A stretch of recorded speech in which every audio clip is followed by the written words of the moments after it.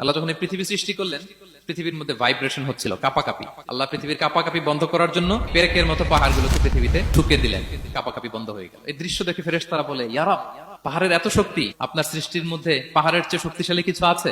আল্লাহ বললেন আছে। সেটা কি? আল্লাহ বললেন সেটা লোহা, কারণ লোহা দিয়ে পাহাড় কাটা যায়, ঠিক কিনা? লোহার কথা শুনে ফেরেশতারা অবাক।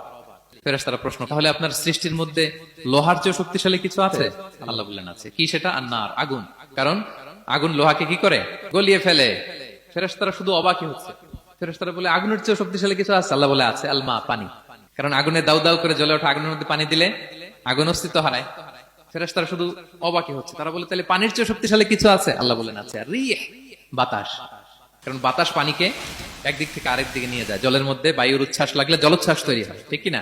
ফেরেশতারা আবার অবাক হয়ে বলে, তাহলে বাতাসের চেয়ে শক্তিশালী কিছু আছে? আল্লাহ বললেন আছে। সেটা কি? বলতেছে বনি আদম।